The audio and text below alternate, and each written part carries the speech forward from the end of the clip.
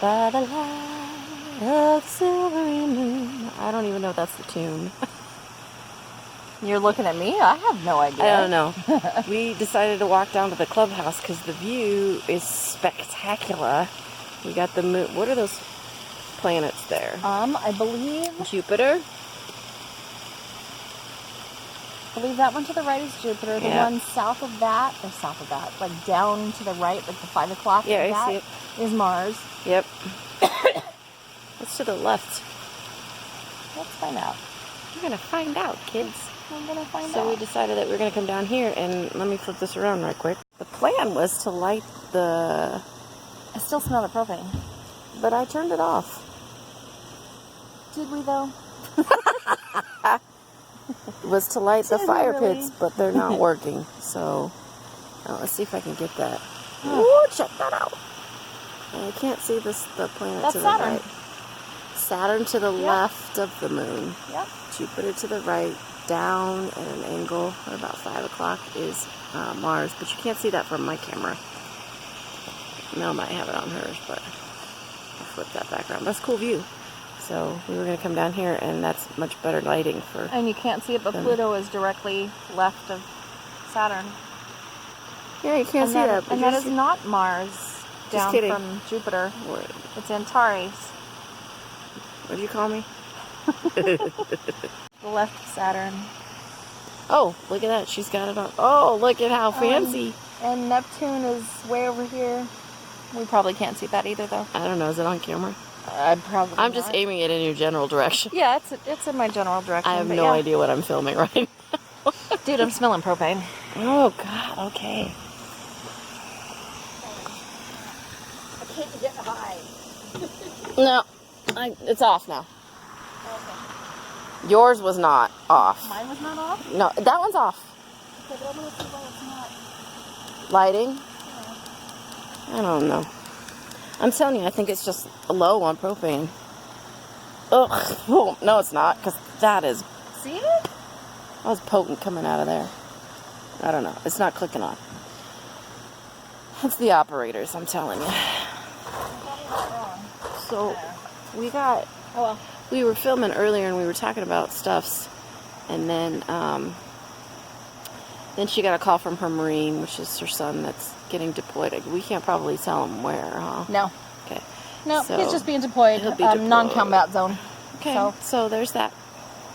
That's all you need to know about that. That's right. But we were talking about your books. Yes.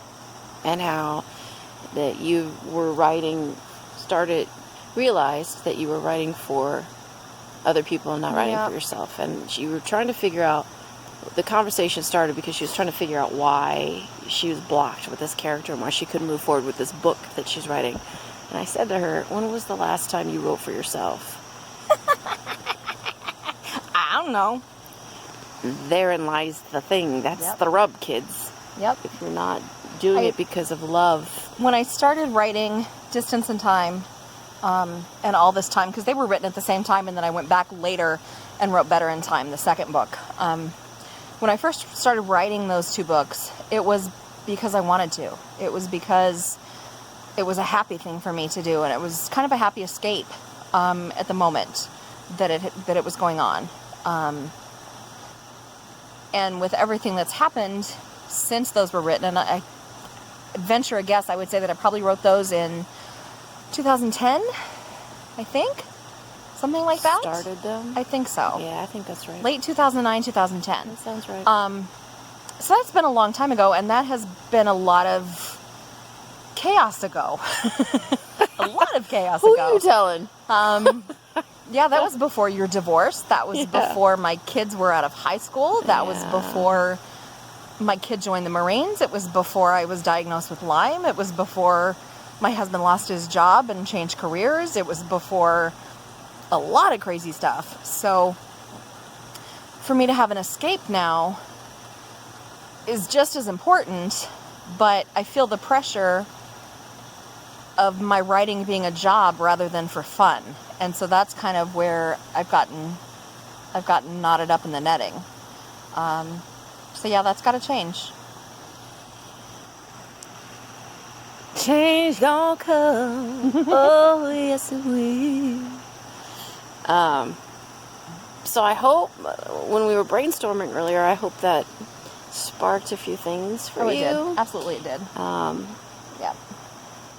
This is our mental health check-in. Yep. I was talking about happy endings and how Life doesn't always have happy endings. life doesn't always have happy endings. And the way that she ended the book series without closure for some people, I said that the feeling of non-closure is closure. Yeah. Derive from it what they will, but it's closure. And so and that's messy, and you wanted to continue that at some point because you thought that they needed more closure. Yeah. That they needed the happy ending. I mean, but it's like you happy said, yeah, I mean, it's ish. Well, it's not really. Otherwise I I'm wouldn't trying have, not to spoil otherwise it. I wouldn't have gotten some of the messages No that I've gotten. spoilers. No, it ended the way that it needed to end. It did, absolutely. Carly and Josh's ending was exactly how it needed to end. And I think down deep, before I finished that series, down deep I knew that was how it was going to end. I mean, it was clear throughout the entire book, what direction it was heading, I think. But people don't want unhappy endings. They want something to escape from real life, and I give them real life in my books. But I think that's what makes me a good writer. Damn Skippy. I don't just give you some Harlequin ending with, candlelight and moonlight sonatas. It's life. It's life. It's real life, and I think that's the beauty of it. And I think if you were to try to continue the series when your heart is not in it, when you can't connect to a character, I think that's a disservice to you, a disservice to your fans. I think life is messy. Love is messy. It's messy. And sometimes it's ugly, and sometimes it's hurtful, and sometimes it makes you want to cry. And sometimes it makes you want to throw your Kindle across the room. Sometimes it's non-existent. Exactly. For 10 years, we were talking about that too, that it's time for me to have a happy ending, which sounds really bad. Especially considering you're Asian. That's not what I meant. It's going to cost you extra. Me love you long time. It's not what I meant. That's nasty. Here's the thing. I get a lot of crap from people. Or not necessarily crap. Just curiosity. Misunderstanding. I am very misunderstood.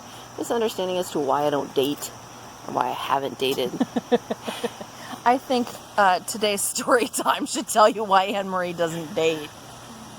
Oh, no. The Sailor Moon tattoo. That's not even... Oh, God. Look. I'm not... No. That dude is like the furthest thing I wouldn't even consider. Like... No. Look, here's the thing, kids. I have worked really hard on myself for the last 10 years. And a lot of soul searching, a lot of digging deep, a lot of self-love, because I was in a very abusive relationship, mentally, emotionally, not physically, thank goodness. Yes. But I think it could have gone there. Yeah, it could have gone there. But I had been in a physically abusive relationship prior to that. So no more. And I had done the work. I spent time, and I'm in a good place. Like, yeah, you did your time. You did your time with bullshit. I did it. And your warden was a real goddamn asshole. But aside from being in that relationship, I meant afterwards and coming through it and doing the work and loving myself. And I've always been okay alone, though. Like, yeah, you have. Yeah, you absolutely have. Because even when I was married, I was alone. When you think about it. And now I'm in a really good place that I think that when that person presents themselves, I would recognize it. And you would embrace it rather than run from it. You would not. Wholeheartedly. You would not. I wouldn't be afraid. Yeah. There's no fear. There's no fear, and I think that person has presented themselves to me. But the ball's in his court, so. You hear that? The ball's in your court. Just saying. He knows how to dribble. He knows how to shoot. He knows how to score. I don't know that. Maybe. I don't know. In any case, good, bad, or otherwise, whether that happens, it's timing. That's God's work. And he has to not be afraid. Yeah. That's the big thing. He has to not be afraid. I feel like I was going somewhere else with this, though, about your book. I got sidetracked. Oh, okay. Tangential. I always get sidetracked. That's our curse. It's a blessing and a curse, don't you know?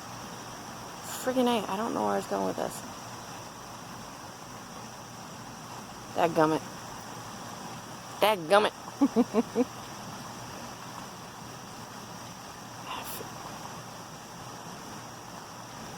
I don't know. I lost it. I lost my train of thought. I'm sorry. Frickin' A. Well, I had it earlier, but then we got to talking to Shay, and then pshing, gone. I'll probably circle back around at some point. Probably. Maybe. I don't know. You don't know these things. I'm just focusing on. My writing folder on my computer is filled with book 1, 2, and 3. Book 4, which is the one that I've been trying to trick myself into writing. Then I've got a possible book 5 that's kind of sitting over there by itself. It's just titled right now. There's no words in it. And then there's like 6 other stories that have been sitting there. And some of them are heavy. Some of them are light. The one that I read to Anne Marie during our story time tonight was a very light one. But it could turn weird. It can turn twisty. But I have other characters that people need. Sorry. That people need to fall in love with, and people that deserve someone to cheer for them too. So I think that that's where I'm headed with it, and I don't know when it'll be published. I have no idea. I have applied to be at a couple different book cons next year. I don't think even my bestie knows that. Why is she withholding information, yo? Because I haven't gotten approved for him yet. But I need to get some books done for myself. I've been sitting on ideas. Like, I have this thing in my phone, this notepad thing here. You can't really see it, whatever. There it is. But I'm scrolling through here, and like, there's dozens and dozens and dozens of story ideas, and they need to be on paper because they're not doing anybody any good in my head, including myself. And I'm anxious to get going with those. But I've been so stuck on the idea that I have to write more for this series because some people aren't satisfied with the ending. And I'm not blaming you, don't get me wrong. I wish sometimes that I had changed things in the book and left open ends to be added onto later. But it's not what I need, and it's not what my characters need. And honestly, it's not what you guys need either. The book ended how it was supposed to end, and the series ended how it was supposed to end. And I think that it was beautiful. I have one reviewer that does not agree extremely vehemently. I got a message from a friend of mine today who had finally gotten able to read it, and there were lots of caps in her message to me today. And that's okay. That's okay. But it's how it's supposed to be. And I can't write good books if I'm worried about how people are going to take them. I just have to write what's in my head and what's in my heart, and hope that someone will love them as much as I do. And I think that Distance in Time through the time after time through the series did that for people. I know that it did it for me. I loved my characters, and I hated saying goodbye. It was like closing the door on an entire chapter of my life. I devoted 5 years or 6 years to those characters. And they're still very near and dear to my heart. But There's other characters that you guys need to meet. Yeah, particularly these two hooligans that are getting into some shenanigans. I think we have a book title. Hooligans and Shenanigans? Shenanigans. Shenanigans. I think we have a book title. Maybe. She'll probably think of a better one, though. Probably. Probably. I'll change book title 17 times. It's okay. Yes, that's okay. It's okay. That is okay. I got one more day with this girl before she heads back I don't want to go back. corn country. Yeah, I don't want you to go back either. I want you to go to Chicago with me. I'll go to Chicago. You can go to Chicago with me in a couple of weeks. It's going to be a day trip for me. Luckily, it's only like a 3-hour drive, so. It's a 3-hour tour? Yeah, it's a three-hour tour. Yes, and I can leave Duchess here, and she'll be awesome. fine. Cool. So that'll be nice when we take that day off and go to Chicago. Oh, she's getting a camera out. You know what we didn't do is I know we didn't do I'm my so sorry. my pictures. It's all right. Maybe in 5 years. Maybe in 5 years. Say again? So maybe in 5 years. Well, I'm thinking of the big one. I don't like to talk about how old I am, so we don't say. Oh, I was gotcha. thinking about the big one. Oops. That's not bad. That's privileged information Okay, we'll go with that. because of my immortality. You are immortal. Do not start with me. There can be only one. You probably have no idea what that's from. It's okay. Tell me again? There can be only one. Oh, I don't know. Yeah, that's all right. No idea at all. I'm gonna get her in her element. Maybe. That's what she does. She's also a photographer. Did I mention that? Oh, let me flip the camera around. Hold on. There we go. Oh, look! It looks like you're under a spotlight right now.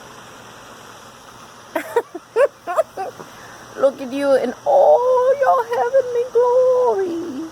That's from a movie as well. So she's a photographer on top of an author. She's a rather talented gal, don't you know? But I asked her if her camera would pick up these shots so that... I'm not dabbled with this new camera a lot. It's a new one? Yeah. Haven't done much with it. Oh, you bastard. Is it... Oh, you can't move that thing? Do you want me to move it? No, it's fine. I just need some steadiness. Unlike my hand, which is... just kidding.